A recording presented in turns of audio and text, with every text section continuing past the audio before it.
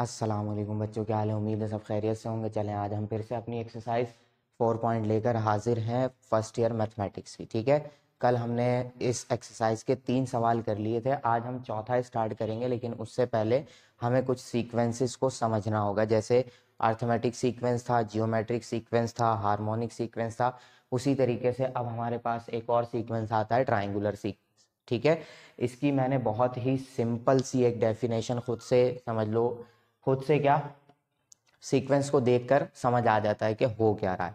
अगर इसको डिफाइन किया जाए कि ट्राइंगुलर सीक्वेंस होती क्या है, तो ये देखिए मैंने यहाँ पे लिखा हुआ है, a sequence in which all the terms make an individual triangle is called triangular sequence. ठीक है, ये छोटी सी एक सिंपल सी डेफिनेशन है जिससे आप याद रख सकते हैं कि उस सीक्वेंस की हर टर्म क्या बना रही होगी, एक एक ट्राइंगल बना रही होगी। कैसे, देखें, ये है नंबर 1, तो 1 सबसे पहला डॉट हो गया, यानी कि पहला नंबर हो गया। ठीक है, अब दूसरी टर्म है हमारे पास 3। 3 से मैं एक ट्राइंगल बना सकता हूँ, यानी 3 से मतलब 3 डॉट्स होंगे इसके अंदर, तो 1 और 2 3, एक ट्राइंगल ये बन गई। अब तीसरी टर्म है इसकी 6, तो क्या मैं 6 डॉट्स के साथ एक ट्राइंगल नहीं बना सकता? बिल्कुल बना सकता हूं मैं। ये बन गई मेरी एक ट्राइंगल। देखें, काउंट कर लें, 6 डॉट्स हैं, बिल्कुल आसानी से बन रही है। उसके बाद 10 है, इससे भी मैं क्या कर सकता हूँ, एक ट्राइंगल बना सकता हूँ। ये देखें, आराम से बन जाएगी। 3 नंबर्स यूज हो गए, उसके बाद ये हो गए 6, फिर उसके बाद ये हो गए हमारे पास 10। काउंट कर लें, 6 डॉट्स हैं, उसके बाद इसी तरीके से 15 का बन जाएगा। यानी कि हर एक टर्म इंडिविजुअली जितने नंबर होंगे उतने डॉट्स के हम क्या कर सकते हैं, एक ट्राइंगल बना सकते हैं।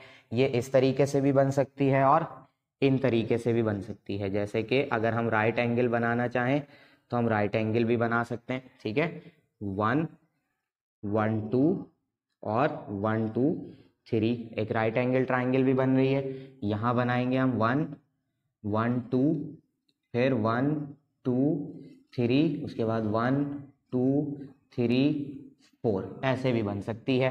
ठीक है, ये देखें सब के सब क्या बना रहे हैं, एक इंडिविजुअल एक एक ट्राइंगल बना रहे हैं। तो ऐसा सीक्वेंस क्या कहलाता है, ट्राइंगुलर सीक्वेंस कहलाता है। उसके नॉर्मल नंबर्स हमारे पास यही होते हैं, 1 3 6 10 और 15। आगे फिर बढ़ जाएगा, फिर उससे आगे और बढ़ जाएगा। इस तरीके से करते करते हम क्या करेंगे, अपनी ट्राइंगल बनाते रहेंगे। ठीक है, अब हमें एक रूल बनाना होगा। रूल से मुराद एक ऐसी टर्म, एक ऐसी जनरल टर्म या एक ऐसा फॉर्मूला बनाना है जिसके जरिए हम क्या करें, उसमें हम नंबर ऑफ टर्म पुट करें। यानी कि अगर मुझे छठी टर्म चाहिए तो मैं n की जगह पर 6 रखूं और मेरा आंसर आ जाए। ठीक है, तो कैसी होगी वो जनरल टर्म, मैं वो यहां बना देता हूं।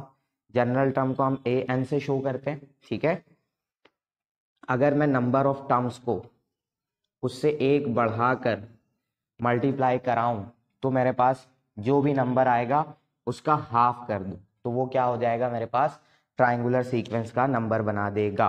ये है मेरे पास general term of our triangular sequence. ठीक है, ये इस फॉर्मूले से हम क्या करेंगे, किसी भी टर्म का हम नंबर फाइंड कर सकते हैं कि उसमें कितने डॉट्स होंगे। देखें, अगर मैं 6 वाला उठाता हूं तो 6 देखें कौन सी टर्म है, थर्ड टर्म है। मैं रखता हूं यहाँ पे 3, 3 + 1 4, 2 2 जा 4 कैंसिल हो जाएगा, यहाँ बचेगा 2 और यहाँ क्या होगा 3, 3 2 जा 6। ठीक है, इसी तरीके से फोर्थ टर्म फाइंड करनी होगी, 10 आ जाएगा। फिफ्थ टर्म फाइंड करनी होगी, 15 आ जाएगा। सिक्स टर्म फाइंड करनी होगी, वो आ जाएगा। ऐसे करते करते हम क्या करेंगे, पूरी सीक्वेंस तैयार कर लेंगे। ठीक है, ये है आपका जनरल टर्म, ये है ट्राइंगुलर सीक्वेंस की डेफिनेशन। मैंने आपको दिखा भी दिया कि कैसी होती है ट्राइंगुलर सीक्वेंस और क्या उसका मतलब होता है। डेफिनेशन से आपको बाकायदा समझ आ रहा है। ये है आपका फॉर्मूला जनरल टर्म का, स्क्रीनशॉट ले लें, फिर हम इसका सवाल सॉल्व करते हैं।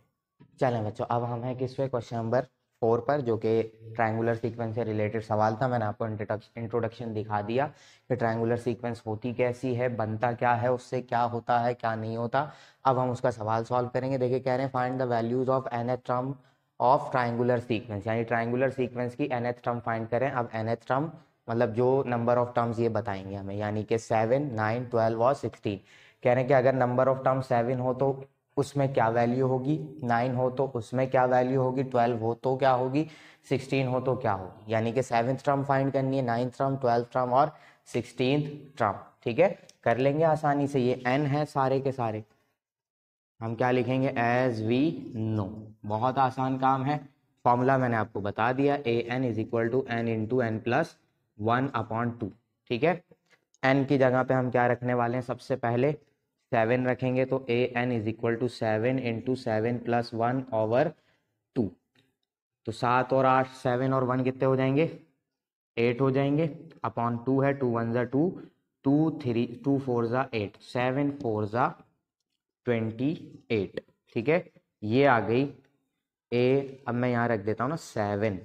ठीक है, ए 7 क्या होगी मेरी, यानी 7th टर्म पे कितने डॉट्स आएंगे, क्या नंबर होगा, 28 होगा। इतनी ही आसानी से फाइंड हो गया ये। अब मैं किसके लिए कर लूँगा, दूसरी टर्म क्या बताई है, 9। बस n की जगह मुझे क्या रखना है, 9, 9, 9 प्लस 1/2। 9 ऐसे ही रह गया, ये हो गया 10/2, 2 1 ज़ा 2, 2 5 ज़ा 10, 9 5 ज़ा 45। तो यानी 9th टर्म क्या होगी उसकी, 45 होगी। इस नंबर को लेके हम एक ट्राइंगल बना सकते हैं बाकायदा। ठीक है, इस वजह से ये हमसे पूछा गया। अब मैं क्या यूज़ करूँगा, n is equal to 12 use कर लूँगा, और n इज इक्वल टू 12 यहाँ रखा 12, 12 12 प्लस 1/2। ठीक है, क्या करेंगे, 2 1 ज़ा 2, 2 6 ज़ा 12, 12 और 1 कितने हो जाएंगे, 13, और 13 6 ज़ा कितना हो जाएगा, 13 6 ज़ा हो जाएगा, इसको यहाँ कर देता हूँ मैं, 8 12, 13 6 ज़ा होता है 78।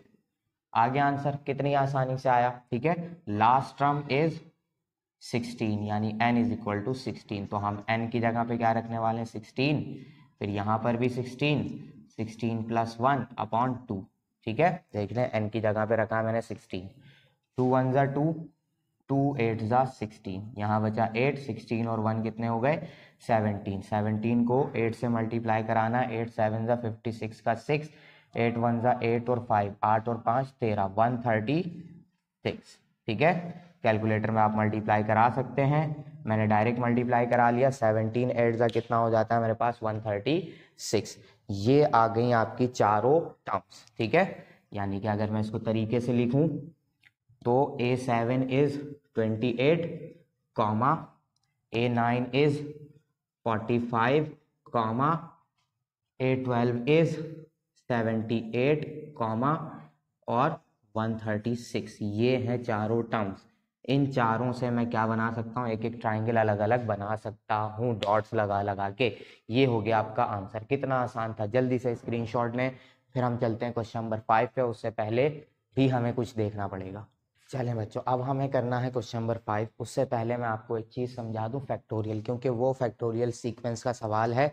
अब फैक्टोरियल होता क्या है, फैक्टोरियल और कुछ नहीं, एक इंटीजर होता है, सही है, और जो कि डिनोट किया जाता है किससे, n फैक्टोरियल, यानी यहाँ पे कोई भी नंबर हो सकता है। ये n क्या है, एक इंटीजर है, और वो भी पॉजिटिव इंटीजर। ठीक है, एक पॉजिटिव इंटीजर, इसको इस तरीके से हम लिखते हैं, ये वाला साइन कहलाता है फैक्टोरियल साइन। ठीक है, फैक्टोरियल, ये साइन कहलाता है फैक्टोरियल। अब इसका क्या मतलब है, क्या कैसे सॉल्व करते हैं, जैसे कि फैक्टोरियल और कुछ नहीं होता, product of all integers less than और इक्वल टू n। यानी कि अगर मैंने 3 फैक्टोरियल लिखा है तो इसका क्या मतलब हुआ, इसका ये मतलब हुआ कि 3 मल्टीप्लाई बाय 2 मल्टीप्लाई बाय 1, सारे इंटीजर्स को मल्टीप्लाई करा लो, कहाँ तक, n तक। ठीक है, जो नंबर दिया गया। तो अगर मैं 5 फैक्टोरियल लिखूं तो 5 फैक्टोरियल से मुराद क्या होगा, 5 4 3 2 1। ठीक है, ये 5 फैक्टोरियल है, यानी हमने 1 से लेकर 5 तक मल्टीप्लाई कराया। क्यों, क्योंकि फैक्टोरियल 5 था। जो यहाँ पे नंबर होगा वहां तक आपको मल्टीप्लाई कराना है, उससे आगे नहीं बढ़ना। ठीक है, तो ये कहलाता है आपका फैक्टोरियल। और ऐसा सीक्वेंस जिसमें फैक्टोरियल इन्वॉल्व हो जाए, यानी फैक्टोरियल शामिल हो जाए, तो वो सीक्वेंस क्या कहलाता है, फैक्टोरियल सीक्वेंस कहलाता है। ये सिंपल सी इसकी डेफिनेशन है, ऐसे आप पहचान सकते हैं। उसकी जनरल टर्म कैसी भी हो सकती है। ठीक है, वो खुद बताएंगे, हमें सॉल्व करना होगा, बस उसमें रख के हमें टर्म्स फाइंड करनी होगी कि इस वाले फैक्टोरियल सीक्वेंस की क्या टर्म होगी। ठीक है, तो हमें क्या करना है बस हमें इस चीज़ को याद रखना है कि सॉल्व कैसे करना है। ठीक है, सॉल्व करना हमें आ गया। कि जो भी फैक्टोरियल होगा, जो भी फैक्टोरियल दिया जाएगा उसके पीछे हम चले जाएंगे कहाँ तक, 1 तक चले जाएंगे और सबको मल्टीप्लाई करा देंगे। ठीक है, उल्टा हम इसलिए चलते हैं क्योंकि हम यहाँ से स्टार्ट करना चाहते हैं, वरना ये 1 2 3 होता और ये 1 2 3 4 5 तक हम जाते, जैसे भी जाएं बात एक ही है। ठीक है, अब हम चलेंगे क्वेश्चन नंबर 5 पे। अगर आपको ये समझ आ गया तो कोई मसला नहीं है, वरना स्क्रीनशॉट लेके आप इसको कॉपी कर सकते हैं। ठीक है, चलें बच्चों देखें, ये है सवाल हमारा, क्या है, find the first 5 terms of, मैंने सवाल पूरा नहीं लिखा है, काम की चीज़ लिख ली है, जिसकी जनरल टर्म क्या है, A N is equal to N plus 1 factorial लगा हुआ है ऊपर भी और नीचे भी क्या आ रहा है 2 फैक्टोरियल। ठीक है, मैंने क्या कहा था कि ऐसा सीक्वेंस जिसमें फैक्टोरियल इन्वॉल्व हो जाए वो सीक्वेंस क्या कहलाता है, फैक्टोरियल सीक्वेंस कहलाता है। तो इसको हम सॉल्व करेंगे, हमें कह रहे हैं कि भाई इस सीक्वेंस की 5 टर्म्स फाइंड करके दे दे बस हमें, यानी कि n1 से स्टार्ट करेंगे और n5 तक हम जाएंगे। ठीक है, बहुत आसान सा काम है, कोई इशू नहीं है। क्या लिखेंगे हम, गिवन लिख देंगे क्योंकि ये गिवन है पहले से ही, A N is equal to N plus 1 factorial upon 2 factorial. ठीक है, पहले n इज इक्वल टू 1 के लिए करेंगे 1 1 प्लस 1 और फैक्टोरियल अपॉन 2 फैक्टोरियल। तो ऊपर क्या हो जाएगा 1 प्लस 1 2 फैक्टोरियल अपॉन 2 फैक्टोरियल, दोनों कैंसिल हो जाएंगे एक दूसरे से। तो फर्स्ट टर्म क्या आ गई, a1 इज इक्वल टू 1 हो गई। ठीक है, अब n इज इक्वल टू 2 के लिए मैं सॉल्व करूंगा, ए एन की जगह मैं क्या रख दूंगा, 2 रख दूंगा, n 2 प्लस 1 अपॉन में फैक्टोरियल और नीचे भी क्या आ गया 2 फैक्टोरियल। ठीक है, कैसे करेंगे हम इसको सॉल्व, यहाँ ले आता हूँ मैं इसको, a2 is equal to 2 plus 1 is 3 factorial upon 2 factorial. ठीक है, a2 हो गया। अब क्या करना है मुझे, देखें 3 फैक्टोरियल क्या होगा, 3 को पीछे पीछे मल्टीप्लाई कर लें, 3 2 1, 3 2 ज़ा 6 6 1 ज़ा 6। ठीक है, फिर 2 फैक्टोरियल क्या होगा, 2 से स्टार्ट होगा, 2 1 ज़ा 2, कैंसिल करा दें, क्या मिल गया मुझे, सिर्फ 3 मिल गया। ठीक है, a2 क्या हो गई मेरी, 3 हो गई। ये फैक्टोरियल आप कैलकुलेटर में भी सॉल्व कर सकते हैं, आपको ऑन के बटन के बिल्कुल नीचे, ऑन के बटन के, या आप अपने कैलकुलेटर के हिसाब से देख लिएगा, मैं अपने वाले से बता देता हूँ कहाँ मिलेगा मुझे।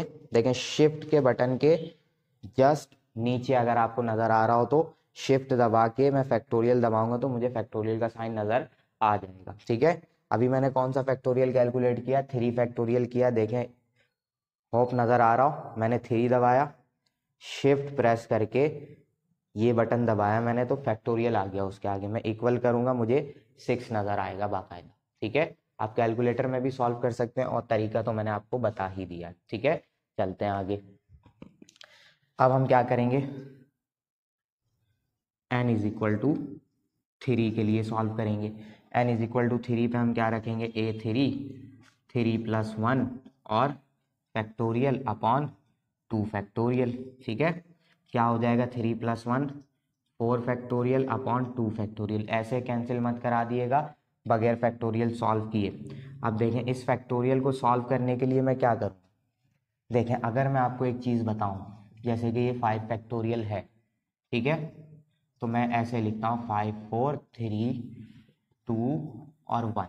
ठीक है, मैं 5 से देखता हूँ तो मुझे 5 फैक्टोरियल मिलेगा, और अगर मैं 5 को छुपा दूँ तो ये किस चीज़ का फैक्टोरियल नज़र आएगा, ये पूरी चीज़ किसका फैक्टोरियल होगी, ये 4 फैक्टोरियल होगी। फिर मैं इतनी टर्म्स हटा दूँ, 5 और 4 हटा दूँ तो मुझे क्या मिलेगा, 3 2 1 मिलेगा, जो कि क्या होगा 3 फैक्टोरियल होगा।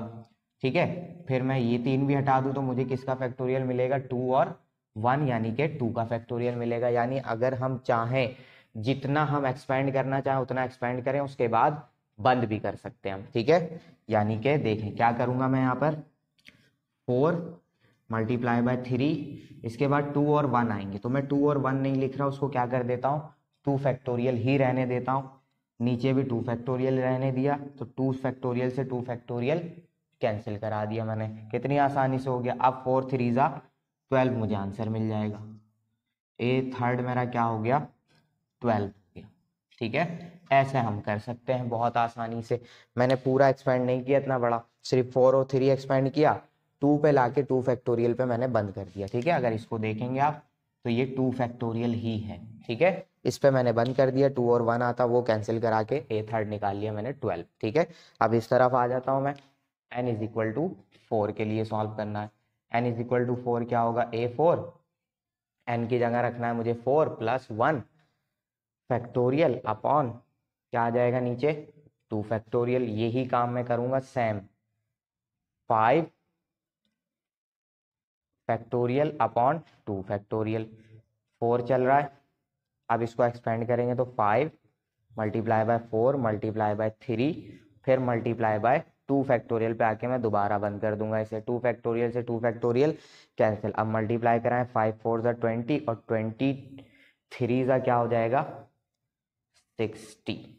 A4 क्या आ गया मेरे पास 60। 4 टर्म्स मिल गई, ठीक है। अब 5वीं टर्म्स बचती है जो कि जगह नहीं है, मैं वहां सॉल्व करूंगा। उतार लें, स्क्रीनशॉट ले लें, मैं वहां चलता हूँ फिर। यहाँ आ जाते हैं, ठीक है। इसको मिटा देता हूँ इतना।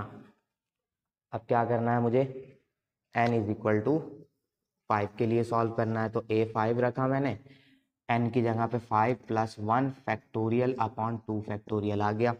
तो 5 प्लस 1 क्या हो जाएगा 6 फैक्टोरियल अपॉन 2 फैक्टोरियल, ठीक है।